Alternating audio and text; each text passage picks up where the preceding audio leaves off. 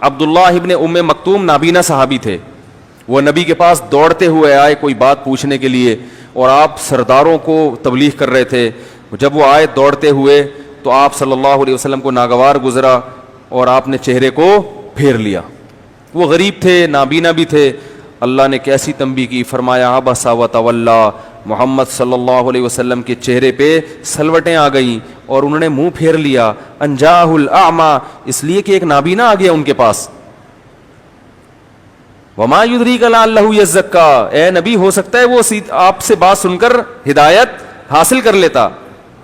اما من استغنا, جو آپ کی بات سننے نہیں چاہتے ہیں, جو آپ کی بات سننے نہیں چاہتے, فانت لہو تصدی, آپ ان کی ہدایت کے پیاسے ہیں. واما من جاءک یسعی, جو دوڑتا ہوا آ رہا ہے, وہو یخشی, وہ اللہ سے ڈرتا بھی ہے, فانت عنہ تلہی, آپ اس سے لہو و لعب سے کام لے رہے ہیں, اس کی بات کو اہمیت نہیں دے رہے. کیا نبی پر, یعنی جب اللہ کی طرف سے پیغمبر کو تنبیہ ہوئی ہوگی تو نبی کی کیا حالت ہوئی ہوگی, کیا حالت ہوئی ہوگی.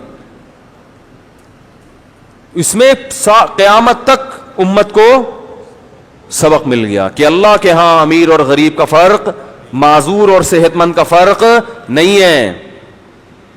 اللہ کے ہاں فرق نہیں ہے. اب دیکھو, ہمیں اگر تنبیہ ہوتی, مثلا ہم کہیں بیٹھے ہوئے ہوتے اور کوئی بیچارہ نابینا آتا یا کمزور, ہم کہتے ہیں دفعہ یہاں سے. ہم تو ایسے اسٹائل میں کرتے ہیں, نبی تو نے تو ایسا نہیں کیا. اور پھر ہمیں کس بڑے کی طرف سے ڈانٹ پڑتی کہ تم نے اس کے ساتھ ایسا سلوک کیوں کیا. تو ہم جب بھی اس سے ملتے بولتے تم اس دن آ گئے تھے نا جس کی وجہ سے مجھے, تم نہ آتے تو یہ نوبت نہ آتی. تم آئے تھے اس کی وجہ سے مجھے اللہ سے کیا پڑی ہے, ڈانٹ پڑی ہے یا تنبیہ ہوئی ہے. ایسا نہیں تھا. اس کے بعد نبی صلی اللہ علیہ وسلم ان کا اتنا اکرام کرتے. جب بھی عبداللہ ابن مکتوم آتے نا آپ کے دربار میں, آپ صلی اللہ علیہ وسلم محبت سے فرماتے ھذا الذی عاتبنی فیہ ربی, یہ وہ مبارک شخص ہے جس کی وجہ سے میرے رب نے مجھے تنبیہ کی ہے. اتنا بڑا مقام ہے اس کا اللہ کی نظر میں.